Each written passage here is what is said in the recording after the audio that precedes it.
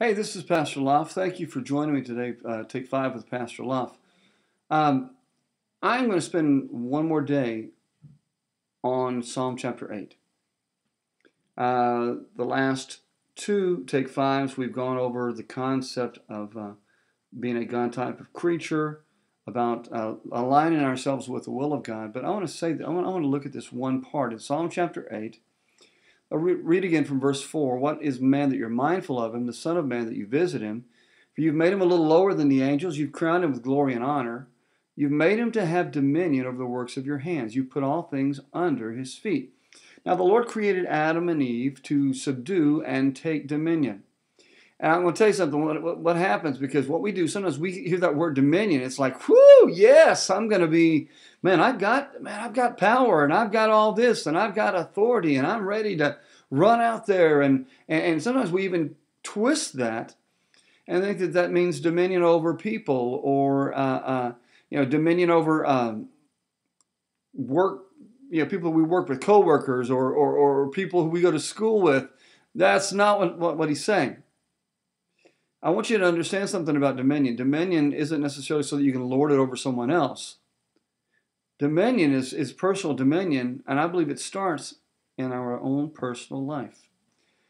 I want to tell you today that I believe that, yes, God has established us to have dominion, to subdue and take dominion. I believe He wants us to understand the authority He's given us on the earth to see great things happen, so that we could ask God in one of the earlier Psalms, to ask God for the lost to come in, and to begin to ask God for neighborhoods, and ask God for schools, and say, Lord, let me be an impact and see them saved. I believe He wants us to do that. He wants us to have dominion, and to walk into school and have dominion. I understand, to walk into our workplace and have the dominion for where, I'm thinking of all these scriptures that talk about dominion. Listen to me. But if you don't have dominion in here, if you don't have dominion in here,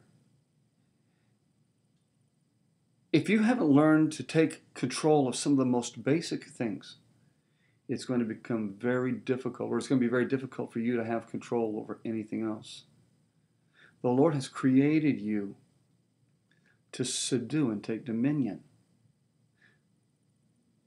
But first, you need to take dominion over your thoughts, over your mind.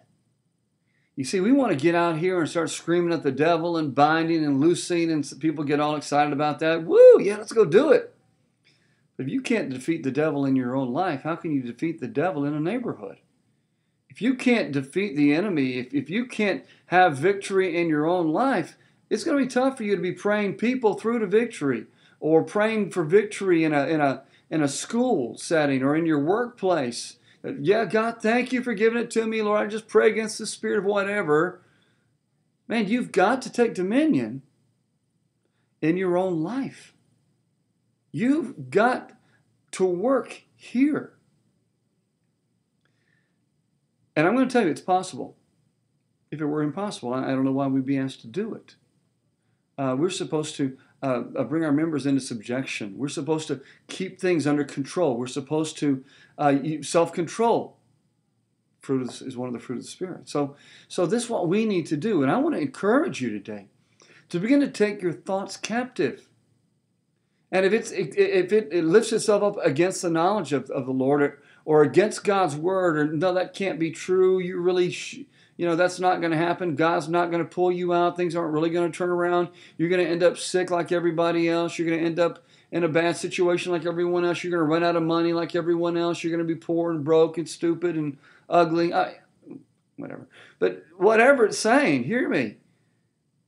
Every thought that rises up, pull it back down. Make your thoughts captive to you. You control your thinking. You control your speech. How do you do that? Well, first you shut your mouth. You quit just letting it rip. Control your thinking, then control your mouth. Remember, Jesus said, I only speak what my Father speaks. You should be speaking what Father speaks, not what you feel. Because what you feel, many times, is your enemy. Take dominion over those things. Oh, there's some powerful thoughts that come into my head. You need to realize that you have the authority to rebuke the devil. He does not have the authority to lord over you and make you think things, make you do things, make you say things. The devil made me do it. Doesn't work. You tell him where to go. You tell him when to leave. He must subject himself to you. When you rise up in this knowledge of who you really are, and you begin to take dominion in your own life, wow, you are a powerful force to be reckoned with.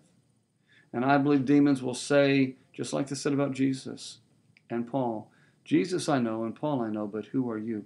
They won't be asking who you are. They'll be saying, Jesus I know and Paul I know, and I know you, I'll submit. It's a powerful thought. Take dominion. Start right here. Start right here. Start right here. God bless you. Thank you for taking 5 with me today. Hope you have a fantastic day. Bye-bye.